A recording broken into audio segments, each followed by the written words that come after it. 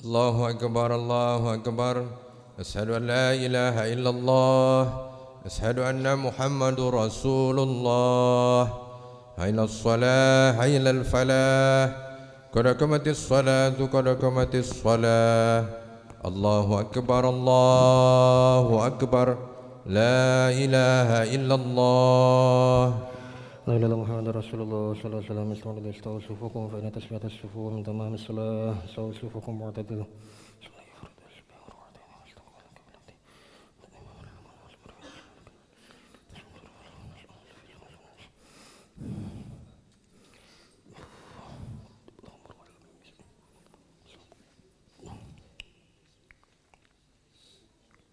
الله أكبر.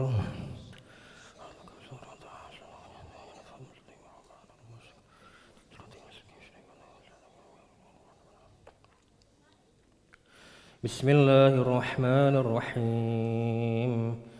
الحمد لله رب العالمين الرحمن الرحيم مالك يوم الدين إياك نعبد وإياك نستعين اهدنا الصراط المستقيم صراط الذين أنعمت عليهم غير المغضوب عليهم ولا الضالين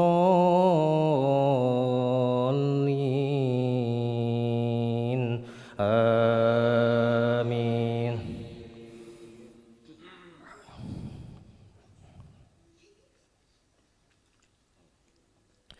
وإذا سمعوا ما أنزل إلى الرسول ترى أعينهم تفيض من الدمع مما عرفوا من الحق يقولون ربنا آمنا فاكتبنا مع الشاهدين وما لنا لا نؤمن بالله وما جاءنا من الحق ونطمع أن يدخلنا ربنا مع القوم الصالحين فأثابهم الله بما قالوا جنات تجري من تحتها الأنهار خالدين فيها وذلك جزاء المحسنين والذين كفروا وكذبوا بآياتنا أولئك أصحاب الجحيم. يا أيها الذين آمنوا لا تحرموا طيبات ما أحل الله لكم ولا تعتدوا إن الله لا يحب المعتدين وكلوا مما رزقكم الله حلالا طيبا واتقوا الله الذي أنتم به مؤمنون. لا يؤاخذكم الله باللغو في أيمانكم ولكن يؤاخذكم بما عقدتم الأيمان فكفارته إطعام 10 مساكين من أوسط ما تطعمون أهليكم أو كسوتهم أو تحرير رقبة فمن لم يجد فصيام 3 أيام ذلك كفارة أيمانكم إذا حلفتم واحفظوا أيمانكم كذلك يبين الله لكم آياته لعلكم تشكرون. الله أكبر.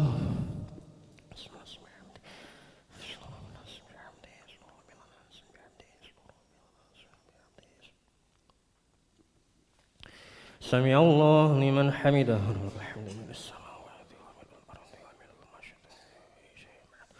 الله أكبر.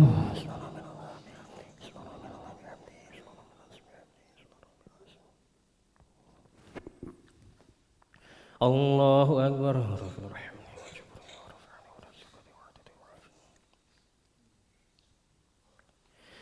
الله أكبر.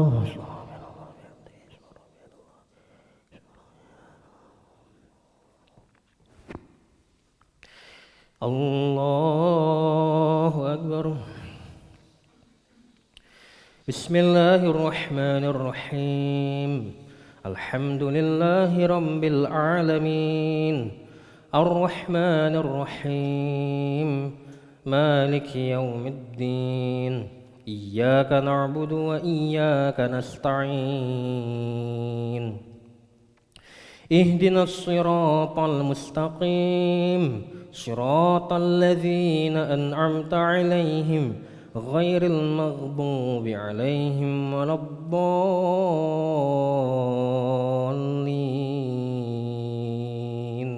آمين.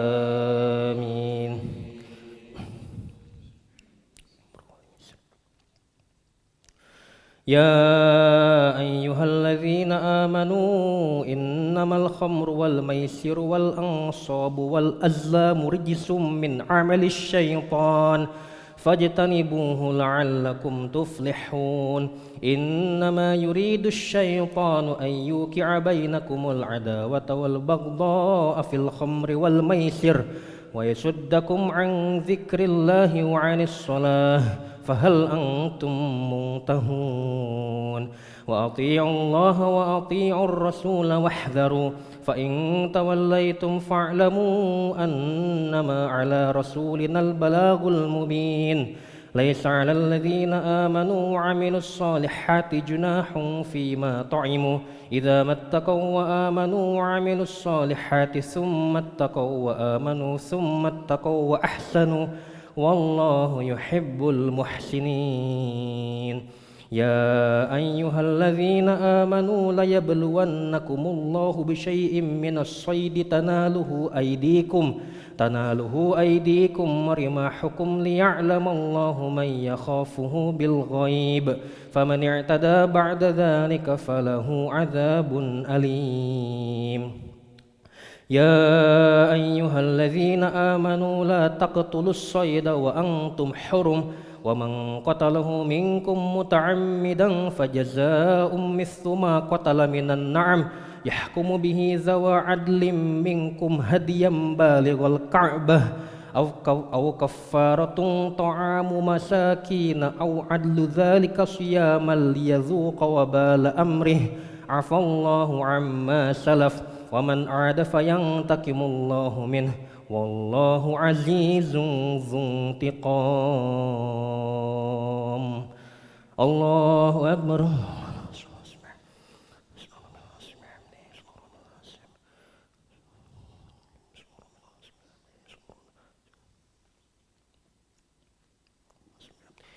سمع الله لمن حمده.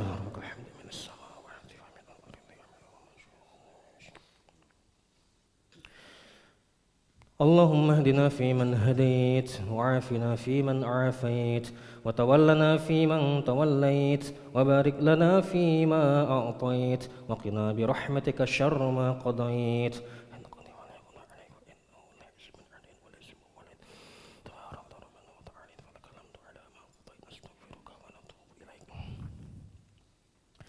وصلى اللهم على سيدنا محمد النبي الأمي وعلى أهله وصحبه وبارك وسلم. الله أكبر.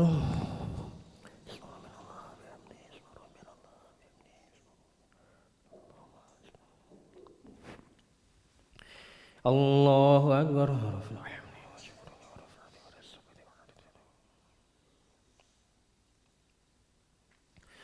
الله أكبر.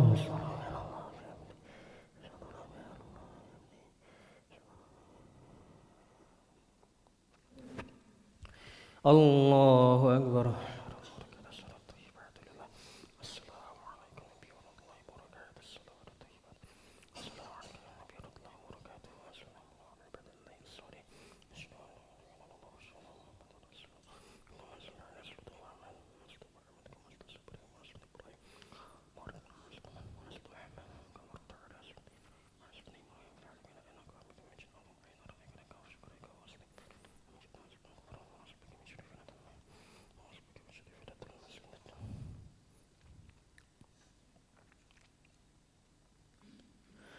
السلام عليكم ورحمة الله.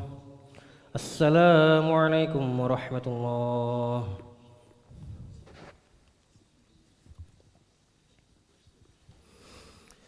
استغفر الله العظيم الذي لا إله إلا هو الحي القيوم وأتوب إليه. استغفر الله العظيم الذي لا إله إلا هو الحي القيوم وأتوب إليه. استغفر الله العظيم الذي لا إله إلا هو الحي القيوم وأتوب إليه. نشهد أن لا إله إلا الله نستغفر الله نسألك رضاك والجنة ونعوذ بك من سخطك والنار نشهد أن لا إله إلا الله نستغفر الله نسألك رضاك والجنة ونعوذ بك من سخطك والنار نشهد أن لا إله إلا الله نستغفر الله نسألك رضاك والجنة ونعوذ بك من سخطك والنار اللهم إنك عفو كريم تحب العفو فاعف عنا اللهم إنك عفو كريم تحب العفو فاعف عنا اللهم إنك عفو كريم تحب العفو فاعف عنا يا كريم لا إله إلا الله وحده لا شريك له له الملك وله الحمد ويميت وهو على كل شيء قدير لا إله إلا الله وحده لا شريك له له الملك وله الحمد ويميت وهو على كل شيء قدير لا إله إلا الله وحده لا شريك له له الملك وله الحمد ويميت وهو على كل شيء قدير لا إله إلا الله وحده لا شريك له له الملك وله الحمد ويميت وهو على كل شيء قدير لا إله إلا الله وحده لا شريك له له الملك وله الحمد ويميت وهو على كل شيء قدير لا إله إلا الله وحده لا شريك له له الملك وله الحمد ويميت وهو على كل شيء قدير لا إله إلا الله وحده لا شريك له له الملك وله الحمد ويميت وهو على كل شيء قدير لا إله إلا الله وحده لا شريك له له الملك وله الحمد ويميت وهو على كل شيء قدير لا إله إلا الله وحده لا شريك له له الملك وله الحمد ويميت وهو على كل شيء قدير لا إله إلا الله وحده لا شريك له له الملك وله الحمد ويميت وهو على كل شيء قدير اللهم أجرنا من النار اللهم أجرنا من النار اللهم أجرنا من النار اللهم أجرنا من النار اللهم أجرنا من النار اللهم أجرنا من النار اللهم أجرنا من النار السالمين اللهم أنت السلام منك السلام وإليك يعود السلام حينا ربنا بالسلام وأدخلنا الجنة دار السلام تباركت ربنا وتعالى يا ذا الجلال والإكرام أعوذ بالله من الشيطان الرجيم بسم الله الرحمن الرحيم الحمد لله رب العالمين الرحمن الرحيم مالك يوم الدين إياك نعبد وإياك نستعين اهدنا الصراط المستقيم صراط الذين أنعمت عليهم غير المغضوب عليهم ولا الضالين آمين وإلهكم إله واحد لا إله إلا هو الرحمن الرحيم الله لا إله إلا هو الحي القيوم لا تأخذه سنة ولا نوم له ما في السماوات وما في الأرض من ذا الذي يشفع عنده إلا بإذنه يعلم ما بين أيديهم وما خلفهم ولا يحيطون بشيء من علمه إلا بما شاء وسع كرسي السماوات والأرض ولا يؤوده حفظهما وهو العلي العظيم إلهي ربي ربنا يا معبود سبحان الله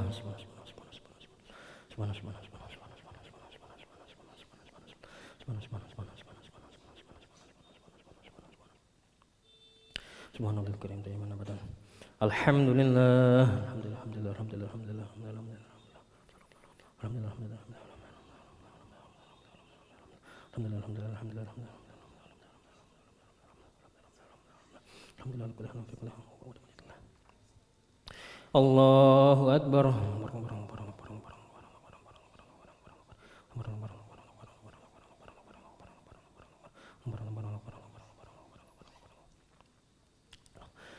الله أكبر كبيرا الحمد لله كثيرا سبحان الله بكرة وأصيلا لا إله إلا الله وحده لا شريك له له الملك وله الحمد ويميت وهو على كل شيء قدير ولا حول ولا قوة إلا بالله العلي العظيم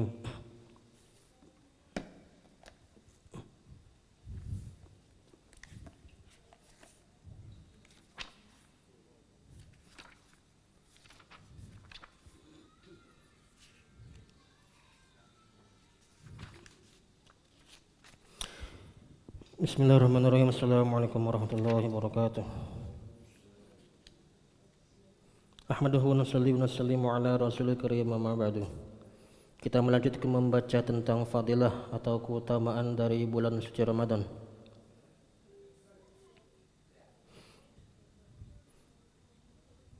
Dalam setiap urusan, para sahabat radhiyallahu anhum merupakan contoh nyata bagi kita. Keteladanan amal soleh mereka telah terbuka untuk kita ikuti. Terdapat ratusan bahkan ribuan peristiwa pada diri mereka yang dapat membuat kita kagum. Lihatlah salah satu contohnya seperti yang diriwayatkan oleh Abu Jaham radhiyallahu anhu ketika sedang berlangsung perang Yarmuk. Ia berkata, aku pergi mencari saudara sepupuku dengan membawa kantung kulit berisi air untuk minum dan untuk mengobati lukanya jika ia masih hidup. Aku menjumpainya sedang terkapar. Aku bertanya apakah ia memerlukan air. Ia memberi isyarat mengiyakan. Kebetulan ketika itu terdengar rintihan seseorang di dekatnya. Ia menunjuk ke arah tersebut dan menyuruhku agar memberikan minum kepadanya. Aku pun mendatangi orang itu. Ketika aku berhendak memberinya air, terdengar lagi suara rintihan di dekatnya. Orang itu pun mengisyaratkan tangannya kepada orang ketiga agar aku mendatanginya terlebih dahulu. Aku mendatangi orang ketiga, tetapi begitu aku sampai nyawanya telah tiada. Aku kembali kepada orang kedua, ternyata ia pun telah meninggal dunia. Dan ketika aku kembali kepada sepupuku, ternyata ia juga telah meninggal dunia. Demikianlah sifat isar para pendahulu kita. Mereka merelakan air minum mereka untuk orang lain ketika mereka sendiri sedang sangat membutuhkan. Semoga Allah SWT meridhai mereka dan memberikan kita kemampuan agar dapat mengikuti langkah kehidupan mereka. Disebutkan dalam kitab Ruhul Bayan bahwasanya Imam Suyuti rahmatullah alaihi di dalam Jami'us Shaghir dan As-Sakhawi dalam Al-Maqasidnya terdapat riwayat dari Ibnu Umar radhiyallahu anhuma bahwasanya Rasulullah sallallahu alaihi wasallam pernah bersabda, di antara umatku senantiasa ada 500 orang pilihan dan 40 orang wali abdal. Jika salah seorang di antara mereka meninggal dunia, maka langsung Allah gantikan. Para sahabat radhiyallahu anhum bertanya, apakah amalan istimewa mereka? Beliau bersabda, mereka memaafkan para penzalim, bermuamalah dengan baik walaupun kepada ahli maksiat, dan berbagi kasih sayang dalam rezeki yang mereka terima. Hadis lain menyebutkan, barang siapa memberi makan kepada orang lapar, memberi pakaian kepada orang telanjang, dan memberikan tempat bermalam kepada musafir, Allah pasti akan menyelamatkannya dari ketakutan pada hari kiamat. Yahya Barmaki rahmatullah alaihi biasa memberikan 1000 dirham kepada Sufyan Sauri rahmatullah alaihi setiap bulan. Lalu Sufyan Sauri rahmatullah alaihi bersujud kepada Allah dan berdoa, wahai Allah, Yahya telah mencukupi kebutuhan duniaku, maka melalui rahmatmu yang besar cukupilah kebutuhannya di akhirat. Dan setelah Yahya rahmatullah alaihi meninggal dunia, ketika orang-orang melihatnya dalam mimpi, mereka bertanya kepadanya, bagaimanakah keadaanmu? Yahya rahmatullah alaihi menjawab, melalui doa Sufyan, Allah telah mengampuni seluruh dosa-dosaku. Selanjutnya Rasulullah SAW bersabda tentang keutamaan memberikan makan kepada orang yang sedang berbuka puasa. Sebuah hadis meriwayatkan bahwa selama bulan Ramadan para malaikat memohonkan rahmat bagi orang yang memberikan makan kepada orang yang berbuka puasa dari nafkahnya yang halal. Pada malam Lailatul Qadar, Jibril alaihissalam akan berjabat tangan dengannya, dan barang siapa berjabat tangan dengan Jibril, tanda-tandanya adalah hatinya menjadi lembut dan air matanya gampang mengalir. Hamad bin Salamah rahmatullah alaihi adalah seorang muhaddis yang masyhur. Ia biasa memberikan makan iftar setiap hari kepada 50 orang yang berpuasa pada bulan Ramadan. Setelah Nabi SAW bersabda tentang keutamaan iftar, beliau menyatakan bahwa bagian pertama bulan Ramadan adalah masa diturunkannya rahmat. Maksudnya Allah SWT menurunkan rahmatnya secara umum kepada kaum muslimin. Jika mereka mensyukuri nikmat itu, maka nikmat itu untuk mereka akan ditambah. Allah SWT berfirman, la in syakartum la azidannakum. Apabila kamu mensyukuri nikmatku, pasti akan aku tambahkan nikmatku padamu. Alhamdulillah, kita dengar beberapa kisah, beberapa riwayat tentang bagaimana para orang-orang saleh sebelum kita, mereka berlomba-lomba dalam kebaikan di bulan Ramadan, seperti contohnya memberikan iftar, makanan berbuka, takjil bagi orang berbuka puasa. Insyaallah apa yang kita dengar, apa kita amalkan, kita sampaikan.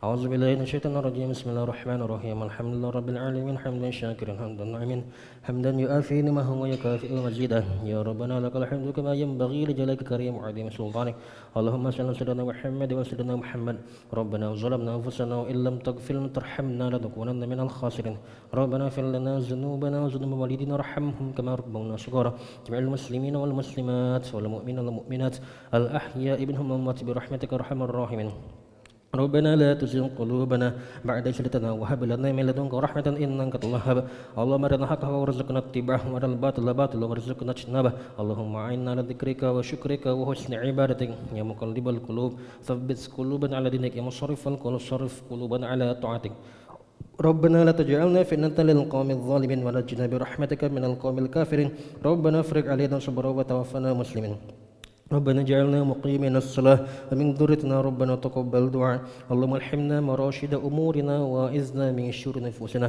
اللهم اهدنا واهد بنا واهدنا جميعا واجعلنا سببا لمن اهتدى يا حي يا قيوم برحمتك نستغيث أصلح لنا شأننا كلها ولا تكلنا إلى أنفسنا طرفة عين ربنا هب لنا من أزواجنا وذريتنا قرة أعين واجعلنا للمتقين إماما ربنا آتنا في الدنيا حسنة وفي الآخرة حسنة وقنا عذاب النار وصلى اللهم على سيدنا محمد بالأمي وعلى أهله وصحبه وسلم فلسبحان ربك رب العزة عما يصفون وسلام على المرسلين والحمد لله رب العالمين سبحان الله بحمده سبحانك اللهم بحمدك أشهد أن لا إله إلا أنت أستغفرك وأتوب إليك السلام عليكم ورحمة الله وبركاته صلى الله على محمد صلى الله عليه وسلم صلى الله على محمد صلى الله عليه وسلم صلى الله على محمد صلى الله عليه وسلم صلى الله على محمد صلى الله عليه وسلم صلى الله على محمد صلى الله عليه وسلم على محمد صلى الله عليه وسلم صلى الله على محمد صلى الله عليه وسلم صلى الله على محمد يا ربي صل وسلم اللهم صل وسلم وبارك عليه